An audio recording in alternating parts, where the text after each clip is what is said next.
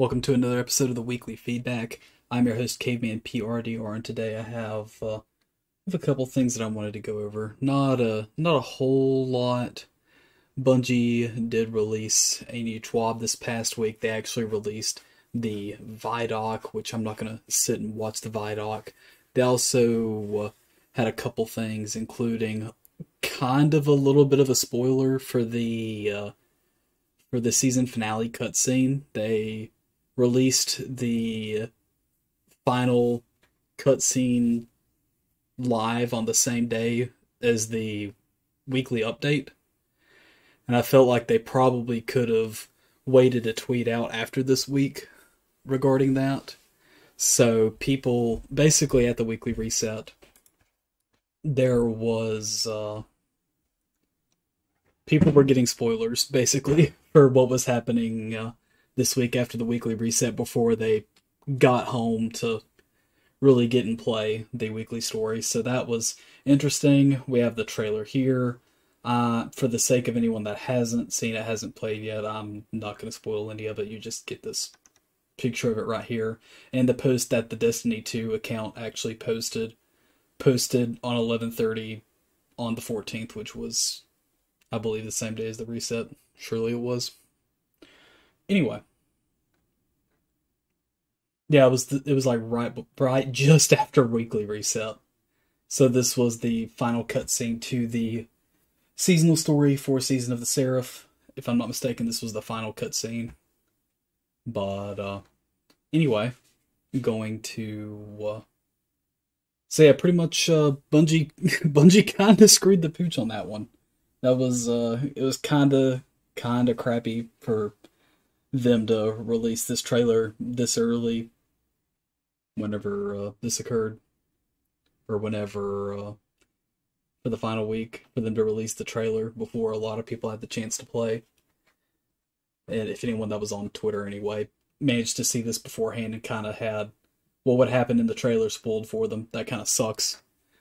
They definitely needed to put a spoiler warning on this, but with the activity that the tweet got, people were definitely going to give them an earful for doing that. So hopefully next time they just make sure to add a spoiler line. And speaking of other things, let's jump right into what is probably the hot ticket item with the Vidoc and the state of the game. So this was the state of the game posted by Joe Golgoroth, if I'm not mistaken, or Joe Blackburn. And I literally just called the boss of, if you know, you know. Anyway, basically this light fall into your head. This is the state of the game, released by Joe, with the major talking points being expand players' imaginations, bring challenge back to Destiny, enrich our content, and connect our guardians. A lot of this stuff has been talked about in previous TWABs, so we'll do a quick shoot over. Expand players' imaginations. They're going to tease a little bit about the upcoming seasons. Season 20 specifically, Season of Defiance, is going to be the name of the upcoming season. There's poster art for it and teasing some weapons and the characters and their new armor sets for the season. So I think that stuff looks cool. In seasons to come, after Seasons of Defiance, we'll have what is called Season of the Deep. I don't think Bungie ever really teases what's coming like 2 seasons ahead, or as far as usually they keep the name of the upcoming seasons pretty hidden until it's time to release. So yeah, I'm kind of surprised that they went ahead and called out Season 21 being Season of the Deep. And there's just stuff that they talk about in seasons to come. With time under our belt to recent player feedback, Seasons of the Deep will not feature a vendor upgrade diagram, so Seasons of Defiance should. So this is going to be like the like the star chart, the crown of sorrow, things like that. They're gonna they're going to basically split away from the vendor upgrade system. Maybe do something unique in season 21. In season 20, it sounds like we're still going to be doing that. But in season 21, we're going to be changing up things a little bit as far as that goes. In Lightfall, we'll be adding Guardian ranks to the game alongside Destiny 2 build crafting with loadouts. So that's cool. Weapon crafting. A lot more changes to weapon crafting. Specifically, to allow non-crafted weapons to stand toe-to-toe with crafted weapons in Lightfall. In the year of Lightfall, more and more of our non-crafted weapons, starting with new raid adepts this year, will have the ability to be enhanced. So, some weapons are getting enhanced. Or have the ability to get enhanced perks. So, we'll see how the new... we'll see how the new system works. With that, simply said, some time and resources. Enhancing allows the random rolled weapons you've obtained and enhances existing roll to match the full power of a crafted weapon. Sweet, more power creep.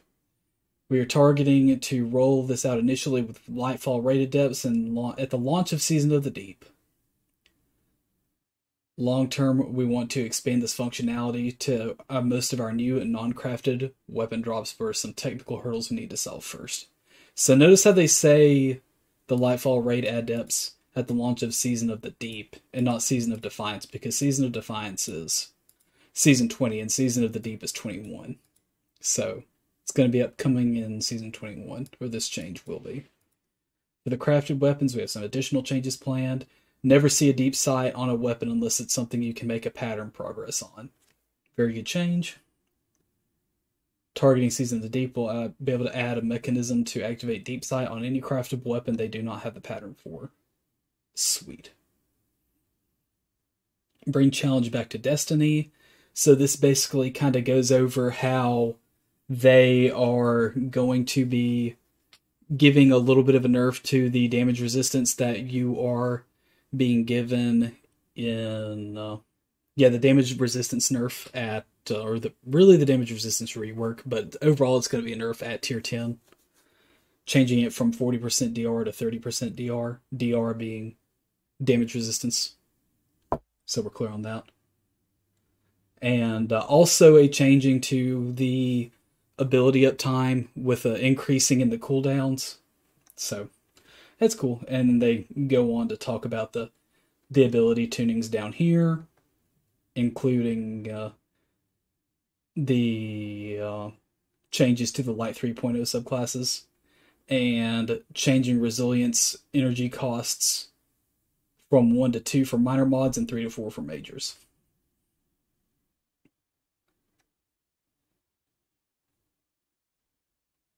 Next part below, they talk about enemy mine. And basically, they are going, in this part, they're going to talk about implementing more of the difficulty level that was given in the Heist Battlegrounds playlist. They want to implement more of that in the future. So, it's interesting. I don't know exactly how to feel about this just yet. Specifically they're talking about adding this to the Vanguard Ops playlist, which is the Normie Strikes playlist.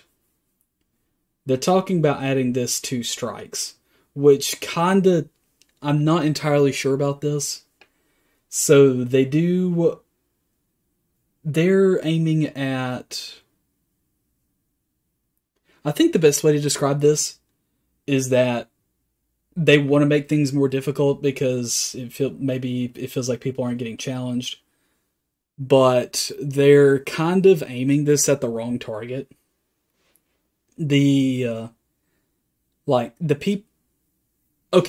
As someone that plays in-game content, I can honestly tell you, I've spent more time in Nightfalls in this game's lifetime than I've spent in Normie Strikes at this point. Without a doubt, No question I have. They are kind of putting this in the wrong place because the people who like consistently play in-game activities in PvE, that's where you need to be focusing the difficulty more toward, because those are the people that want the more difficult stuff. These are the people that are literally begging for contest mode to be a thing for raids and in other places, so that way the game can feel harder. That's what makes day one so exciting. And then contest mode just goes away after day one. Right. So, whenever contest mode's occurring on the day one raid race, not even maybe, I know there's players out there that don't want to do, that they want to participate in day one, but they don't want to participate because of contest mode. So, this change in implementation, I'm not going to necessarily say it's a bad thing, but it's a good idea in the wrong place. So, that's just my initial reaction to this. So, basically, they're making normal Vanguard strikes harder when it's literally targeting the wrong audience to make things harder for it in the first place. The people doing and grinding normie strikes don't really necessarily want the normie strikes to get harder. They're not the ones that are really complaining. The ones that are complaining are the people who are amazing at PvE. And that's pretty much all I really have to say about that. Okay, enrich our content. With all the changes to power and pursuits, we want to make sure there's plenty for players to sink their teeth into for next year. Over the last few years, we've been trying to attack this problem by squeezing more morsel into content in each release, but I think we can get better results with different strategy, making existing content, depth of incredible content in Destiny 2, more valuable to return in New Guardians. Crucible. So they talk a little bit about Crucible here. They talk about getting Countdown back in. They talk about making a game mode, respawn mode called Countdown Rush, and a new game mode called Checkmate Control. So we're getting new game types, and they also talk about bringing back Arrival, or bringing back Meltdown during Season of the Deep, which is a PvP map. Bringing new Vex Network map in Season 22, and bringing Season of the Citadel, bringing back Citadel in Season 23. So 21, Meltdown's returning. Season 22, brand new PvP map. Season 3, the Citadel's returning as a map. So, for PvP, honestly, kind of sort of a letdown. Like, Bungie has kind of just like set this new expectation at this point where the new DLCs are only getting one new map. And PvP, I feel like PvP, and maybe they don't, but I feel like there is a consistent enough player base where you need to put a little bit more investment into it than just that. Which I get that a lot of their investment value is in changing the meta. And PvP, honestly, like in terms of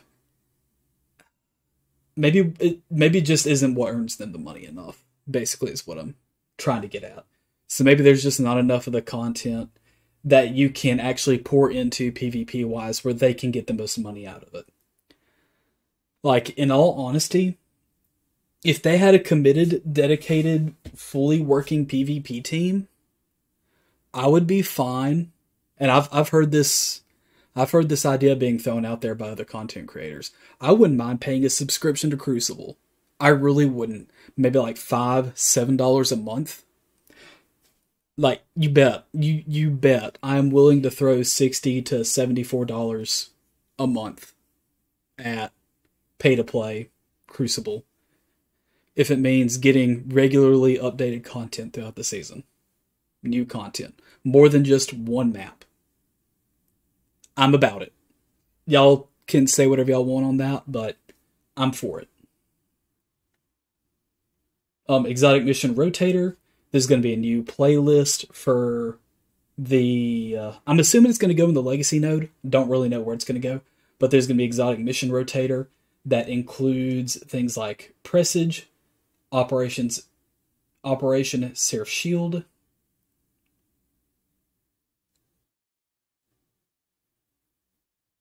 and Vox Obscura.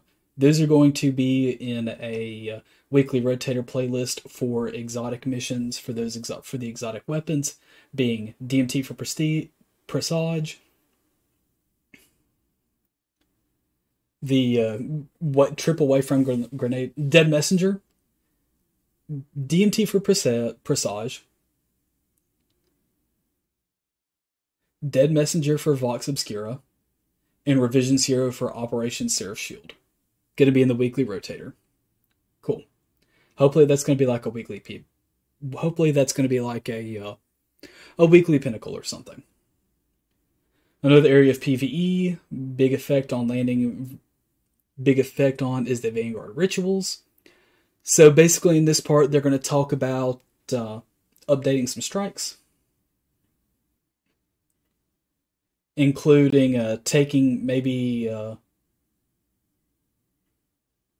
taking Exodus Crash and Inverted Spire out of the Nightfall rotations and update them later on. So they're going to be possibly doing that, and they're going to be, since those are going to be taken out of the Nightfall rotations to be worked on, they're going to add in some of the Battlegrounds to the Nightfall rotation playlists. I don't know exactly how to feel about this just yet. I don't love it, but it could play decently. I think the main thing is just like having more strikes to do to begin with. But it's their IP, they do what they want with it, so we're going to be getting that. So Battlegrounds are going to become Nightfalls, therefore they're going to become Grandmaster Nightfalls. Some of them, not all of them. Or at least the Mars Heist Battleground specifically will be part of the Nightfall rotation in Season of the Defiance. And they're expecting more to follow suit each season. Okay, moving along, looking further. As we get further away from Nightfall on our seasonal schedule, we're going to make some targeted changes to ritual content based on what we observed about why players engage the content. Moving the initial source of obtaining exotic away from lost sectors and back into core rituals. That's going to be a healthy change. People hate the RNG for the lost sectors anyway, so I think that'll be a healthy change. Allowing players to earn more new rewards and complete more of their weekly challenges by playing their content of choice, not just the newest seasonal activity playlist. So that is going to be an excellent change. People are going to be able to play more of what they want to play. If you're a strikes-only guy or gal or non-binary pal, as Fallout likes to say, you get to do just that. If you want to play PvP, you can do just that. So, right on. That's a good change. Can't wait to see how that comes. Instead of just doing the weekly lost sector or whatnot. This rebalancing of objectives and rewards is going to be a slow burn over the year of Nightfall. Take a more direct approach in our last season of the year, concluding the Light and Darkness saga. Connect our Guardians. This talks a little bit more about the commendations and Guardian rank systems launching in Nightfall. Good changes that are going to be coming in for game quality. Nice chat. Basically, this part talks a little bit more about text to chat and speech to text and stuff like that. So,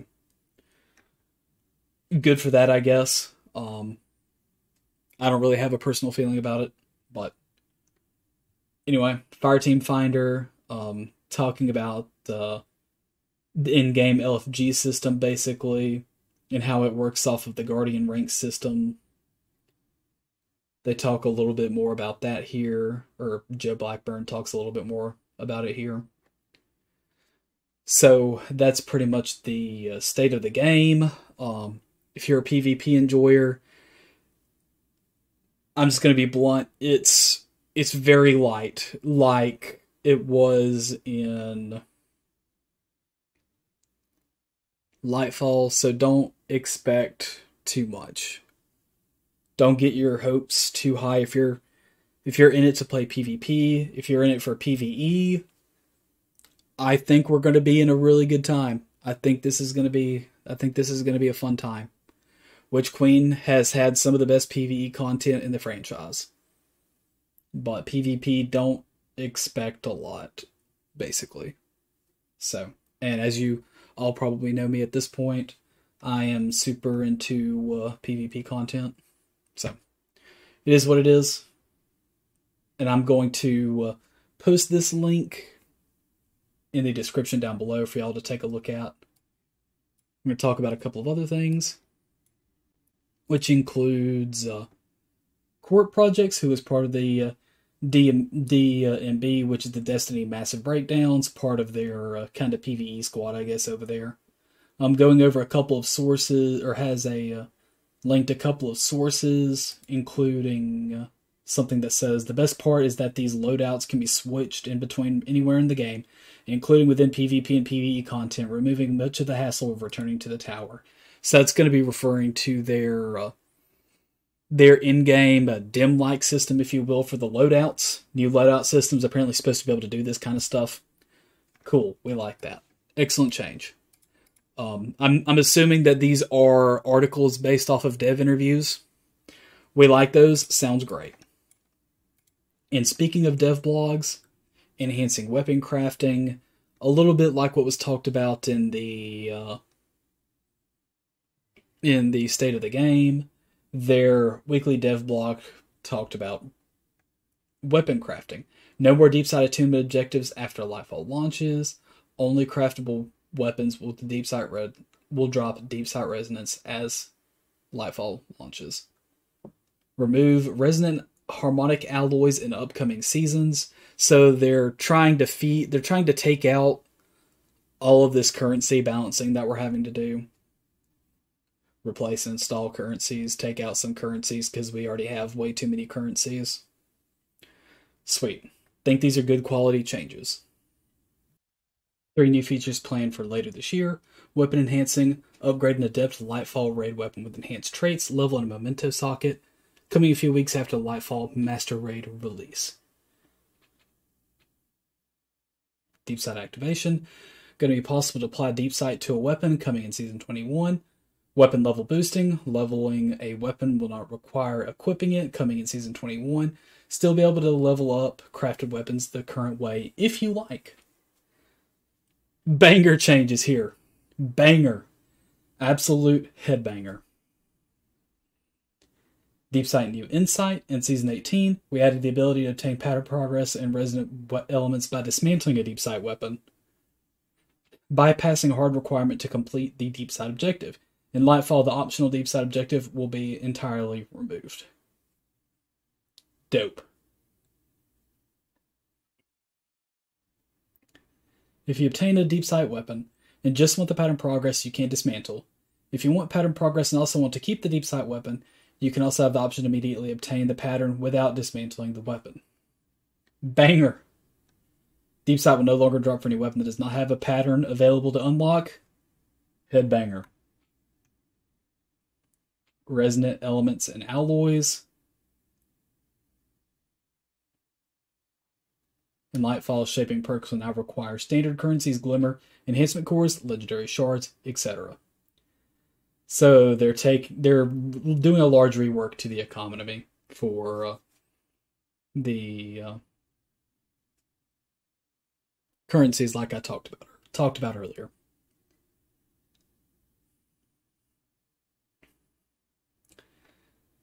Activate Enhanced Level Up, adding 3 new crafting capabilities during Lightfall: Deep Sight Activation, Weapon Enhancing, and Weapon Level Boosting. Deep Sight Activation, aka Manual Deep Sight, allows you to electively apply Deep Sight to a weapon that has a pattern available to unlock. Cool. Raid Adept Weapon Enhancing. We want to expand the enhanced trait perk capabilities of crafted weapons to other weapons without increasing the amount of deep sight you need to acquire. So this makes master rating even more viable for crafted weapons. Note that Master Raid Adept Enhancing to be introduced a few weeks after the Lightfall Master Raid release. This feature will be backwards compatible with the Lightfall Raid Adept weapons you've already acquired, but won't include previous raids. So that won't include things like Master Vogue, King's Fall, and Vow of the Disciple, as far as I'm aware.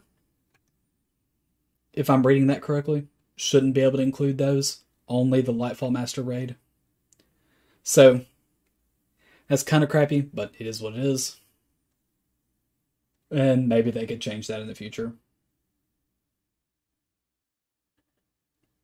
Oh, I did kind of say Vogue. Vogue does have a master version, but the weapons are not craftable. Yet. And yet it comes with an asterisk. I have suspicions that Vogue is going to have craftable weapons in the future, but for now, it's actually not a thing in the game. Moving along. Initiate time rollout. Weapon enhancing will have 3 tiers. Tier 1, Tier 2, and Tier 3. Not going to go over all of the individual things. Weapon level boosting. A new weapon mod will be added that'll increase the level of crafted weapon or enhanced weapon for the cost of standard currencies. While this will not be initially positioned as the only method for leveling up a weapon, it may be a convenient method for unlocking early perk choices and an outlet for any spare currencies you have stockpiled. We're looking to add this behavior sometime after Season 21. So, the weapon level boosting, while this not being initially positioned as the only method for leveling up a weapon, it may be a convenient method for unlocking early perk choices and an outlet for any spare currencies you have stockpiled. We are looking to add this behavior sometime after Season 21. So, this will not be available before Season of the Deep. And that was the Bungie dev blog for the week. Banger post as usual. And last thing I want to talk about is This Week at Bungie, February 16th. So, this first post in here is the actual Vidoc itself. I'm not going to go over the Vidoc. I will post the link for the TWAB in the description down below, so that way y'all can open the TWAB and watch the Vidoc yourselves. If you're interested in looking at the Vidoc, I'm not going to play it right now. Not going to really talk about it too much right now. I'm just going to talk about stuff in the TWAB, which wasn't a whole lot. Journey Through Darkness, we've been sharing quite a lot of information. And we want to share an interactive way to get caught up with what you need to know going to Lightfall. So basically, this is them advertising their Lightfall interactive trailer. I think it's kind of dope, but link for it is going to be in the TWAB. Lightfall in the year ahead.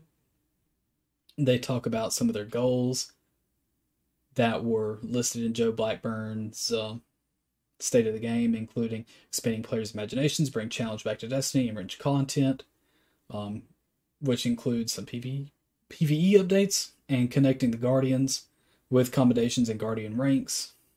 Fireteam Finder. Oh, Fireteam Finder is going to be delayed. They were wanting to release it in, if I'm not mistaken, Season 22 with the reprised raid, but we think it's going to be Season 23 by the time the in-game LFG system comes. I'm pretty sure Joe Blackburn mentions this in the State of the Game. If you want to, you can correct me in the comments down below. But I'm pretty sure I'm correct about that. Talk about enhancing weapon crafting in here. So this is part of the dev blog. What you can craft in Season 20 includes the seasonal weapons, Neomuna weapons, base raid weapons, plus a handful of other weapons that have direct comparisons to the Witch Queen sources. In Season 21, there's going to be less craftable stuff, including seasonal weapons and reprised raid weapons. I know this is the Vogue stuff, but anyway, then Destiny 2, Bungie announces the partnership with SteelSeries. Cinematics, so the Season 19 conclusion cinematic. Spoiler stuff, avert your eyes. And then this is going to be also more spoiler stuff, avert your eyes. This is going to be the seasonal glaive. The seasonal weapon, or the weapon for next season, Lightfall Ritual weapon for the first season, is going to be a void glaive, from what I understand, called the Ecliptic Distaff, or Distaff. I'm just gonna let it be. Has new perks, including replenishing Aegis and destabilizing rounds. Maybe it works like volatile rounds. That'd be sweet. And they kind of tease the shaders for it, which are kind of cool. Boosted. They're changing how paid character boosts work, and including new character boosts, which include a campaign skip. So Lightfall character boost appears when you hit the soft cap with one character, but have not completed Lightfall.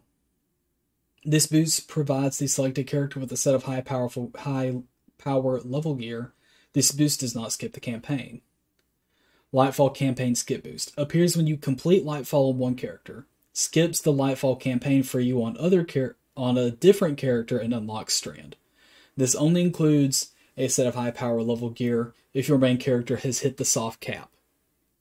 Important details, but there are you can pay for campaign skip boosts and power level boosts now, which IMO I'm not going to do. I'm going to play through everything on every character, but this technically can be a good thing for people.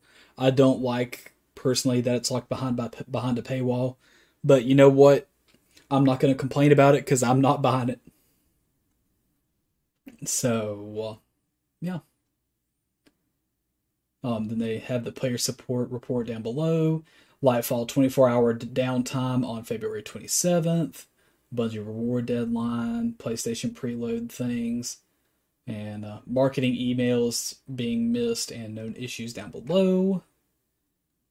So, yeah, that's pretty much all I wanted to talk about this week. Let me know your thoughts and comments down below. Thank you all for coming and listening. Have a wonderful week.